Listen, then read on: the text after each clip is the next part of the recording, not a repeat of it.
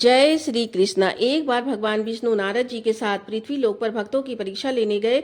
एक धनी व्यक्ति के द्वार पर जाकर भिक्षा मांगी तो उसने फटकार लगा दिया। फिर वे एक गरीब मैया के घर में जाकर भिक्षा मांगे तो गरीब मैया ने गाय का ताजा दूध ला कर दिया। तब नारद मुनि प्रसन्न होकर बोले कि उस धनी व्यक्ति को दंड दीजिए और इस गरीब मैया को आशीर्वाद दीजिए। तब प्रभु ने कहा कि मैं उस धनी व्यक्ति को वरदान दूंगा कि उसका धन और अधिक बढ़ जाए, और इस गरीब मैया को वरदान दिया कि इसकी गाय छीन जाए। नारद जी आश्चर्यचकित होकर बोले, प्रभु यह कैसी लीला है? यह गरीब मैया तो आपकी सच्ची भक्त है, उसके पास गाय ही एक सहारा है और आपने वह भी छीन लिया, यह तो अन्याय है।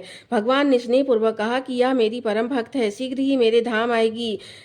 इसका गाय के ऊपर अत्यधिक मोह है। अंतिम समय में यदि इसका ध्यान मुझ पर न होकर गाय पर अटक गया तो अगले जन्म में इसे गोलनी प्राप्त करनी पड़ेगी। इसीलिए इसकी गाय मैंने पहले ही छीन ली, ताकि अंतिम क्षणों में इसका मन बिल्कुल मेरे ऊपर केंद्रित रहे और यह सीधे मेरे धाम को प्राप्त कर सके।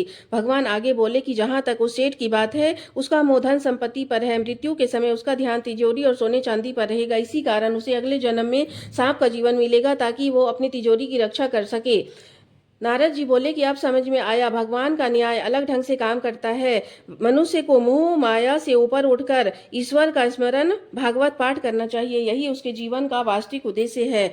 भागवत पाठ का महत्व बताते हुए भगवान शिव कहते हैं, हे पार्वती, अब मैं तुम्हें 7वें अध्याय का महात्म्य बताता हूँ, जिसे सुनकर कानों में अमृत राशि भर जाती है। पाटलिपुत्र नामक स्थान में शंकुकर नाम का ब्राह्मण रहता था। उसने धन तो कमाया, किंतु कभी भी पितरों का तर्पण या देवताओं का पूजन नहीं किया, सिर्फ राजाओं को ही भोज दिया करता था। एक समय की बात है, जब वह यात्रा पर निकला तो रास्ते में उसे सर्प ने डस लिया। तत्काल उसकी मृत्यु हो गई। मरकर सर्प योनि में गया। सर्प होकर उसने सोचा कि मैंने घर के बाहर जो करोड़ों की संख्या में धन गाड़ रखा है, उससे इन चारों पुत्रों को वंचित रखूंगा और स्वयं ही उसकी रक्षा करूंगा। ऐसा करते हुए एक दिन वह सर्प की योनि से पीड़ित होकर अपने एक पुत्र को स्वप्न दिया और उस स्थान को कोड़ने को कहा। सुबह उठकर उस पुत्र ने उस स्थान को कोड़ा तो एक सर्प निकला।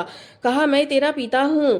तब पुत्र ने पूछा कि आपको इस सर्प योनि से मुक्ति कैसे मिलेगी? तब सर्प ने कहा कि केवल गीता का 7वां अध्याय प्राणियों को जग मृत्यु आदि दुखों से दूर करने वाला है। पुत्र, मेरे श्राद्ध के दिन गीता के 7वें अध्याय का पाठ करने वाले ब्राह्मण और अन्य ब्राह्मणों को श्रद्धा पूर्वक भोजन कराओ, इससे निसंदेह मेरी मुक्ति हो जाएगी। सर्प योनि में पड़े हुए पिता के वचन को सुनकर सभी पुत्रों ने उसकी आज्ञा के अनुसार और उससे भी अधिक किया। तब शंकुकर्ण ने अपने सर्प शरीर को त्याग कर दिव्य देह धारण की और उसका अपना सारा धन पुत्रों के अधीन कर दिया। अंतिम क्षणों में मन जिस पर केंद्रित रहता है, वे उस ही योनि में जाते हैं।